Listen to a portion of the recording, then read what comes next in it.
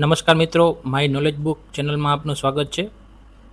મિત્રો, આજે આપણે વાત કરશું મુખ્યમંત્રી જ્ઞાન સાધના સ્કોલરશિપ વિશેની કે હવે પહેલું સત્ર પૂરું થઈ ગયેલ છે, તો હવે તેની શિષ્યવૃત્તિ ક્યારે આવશે, શિષ્યવૃત્તિ કઈ રીતના આવશે, કોના બેંક એકાઉન્ટમાં આવશે, એ બધી આજે આપણે તેની સંપૂર્ણ માહિતી મેળવીશું. જો તમે ચેનલને સબસ્ક્રાઈબ ન કરેલ હોય તો સબસ્ક્રાઈબ કરી લેજો, જેથી તમને આવનાર વિડીયોની માહિતી સમયસર મળતી રહે. ચાલો મિત્રો, વિડીયોની શરૂઆત કરીએ. મિત્રો, આ છે જ્ઞાન સાધનાની ઓફિશિયલ વેબસાઇટ gssy.guj.in. તો આપણે નીચે જઈએ તો જ્ઞાન સાધના મેરિટ સ્કોલરશિપ યોજના તેનું એક મેનુ આવે છે. તેમાં વિદ્યાર્થી રજિસ્ટ્રેશન, અપ્રુવલ, શાળા, DPO, લોગિન 2025, પછી વિદ્યાર્થી રજિસ્ટ્રેશન અંગેની માર્ગદર્શિકા છે, પછી 2025 ફોર્મ ભરવા માટે આવશ્યક દસ્તાવેજોની યાદી છે અને ચોઇસ ફિલિંગ અંગેની માર્ગદર્શિકા છે. તો મિત્રો, અહીંયા તો હજી કંઈ અપડેટ આવેલ નથી, પણ મારા અનુભવના આધારે હું તમને જણાવું તો અત્યારે જો પહેલું સત્ર પૂરું થઈ ગયેલ છે, તો પહેલું સત્ર પૂરું થયું. હવે જ્યારે બીજું સત્ર ચાલુ થશે ત્યારે પહેલા સત્રની સ્કોલરશિપ મળવાપાત્ર છે, જે દર વખતે આપે છે એ જ રીતના. સૌથી પહેલાં તો તેમાં તમારી 80% હાજરીની ખરાઈ થશે.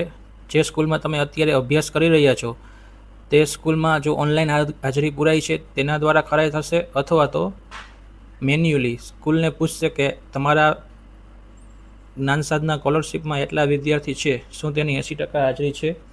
જ્યારે સ્કૂલવાળા કન્ફર્મ કરશે ત્યારે તમને સ્કોલરશિપ પહેલાં સત્રની મળશે.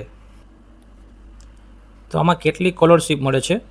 ધોરણ 9 અને 10માં વાર્ષિક 22,000 સ્કોલરશિપ મળે છે. એટલે કે મિત્રો, અત્યારે તમે ધોરણ 9માં છો તો અત્યારે પહેલાં સત્રની 11,000 સ્કોલરશિપ મળશે, અને 11,000 સ્કોલરશિપ છે ત્યારે ધોરણ 9 પૂરું થશે ત્યારે મળશે. અને ધોરણ 10માં જ આખા વર્ષની 11 એટલે કે ધોરણ 9 અને 10માં 22,000 સ્કોલરશિપ મળશે, જ્યારે ધોરણ 11 અને ધોરણ 12માં 25,000 શિષ્યવૃત્તિ મળશે. તો મિત્રો, આ સત્ર જ્યારે બીજું સત્ર તમારું ચાલુ થશે ત્યારે તમને 11,000 સ્કોલરશિપ મળશે. શેમાં મળશે? તો મિત્રો, જ્યારે તમે ફોર્મ ભરેલ છે સ્કૂલ તરફથી, જ્યારે ડોક્યુમેન્ટ અપડેટ કરવામાં આવેલ છે ત્યારે તમે જે એકાઉન્ટ નંબર આપેલા છે તેમાં તે શિષ્યવૃત્તિ મળશે. કાં તો તમારું એકાઉન્ટ હશે અથવા તો તમારા માતા અથવા પિતાનું એકાઉન્ટ તમે આપેલ હશે, તેમાં તમને સ્કોલરશિપ ડાયરેક્ટ જ બેંક એકાઉન્ટમાં જ મળશે. મિત્રો, એક બીજી પ્રોસેસ પણ અત્યારે ચાલુ છે, કારણ કે જે જૂના વિદ્યાર્થીઓ છે કે અત્યારે 10 અથવા તો 11મા ધોરણમાં ભણે છે અને જ્ઞાન સાધનામાં હતા, તો તેને જ્યારે ફોર્મ ભરેલ હતા ત્યારે બેંક એકાઉન્ટ નંબર જ મંગાવેલ હતા, એટલે કે ત્યારે આધાર કાર્ડની કોઈ પણ માહિતી નાખવામાં આવેલ નથી. આ વખતેથી સુધારો કરેલ છે કે જ્યારે તમારા જે અત્યારે જ્ઞાન સાધનામાં 9મા ધોરણમાં વિદ્યાર્થી ભણે છે તેનું આધાર કાર્ડ પણ સાથે લીધેલ છે, એટલે કે જેનું એકાઉન્ટ હોય તેનું આધાર કાર્ડ પણ મંગાવેલ છે, જેથી ડાયરેક્ટ બેનિફિશિયલ દ્વારા તેમાં પૈસા ટ્રાન્સફર કરી શકાય.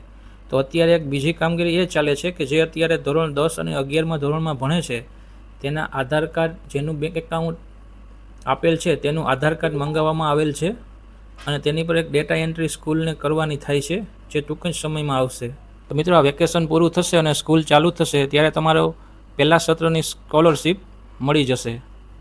જો તમને કોઈ પ્રશ્ન હોય તો તમે કોમેન્ટ કરી શકો છો, અને આ વિડીયો તમારા બીજા મિત્રોને પણ શેર કરજો, જેથી તે પણ આની માહિતી મેળવી શકે. આભાર મિત્રો.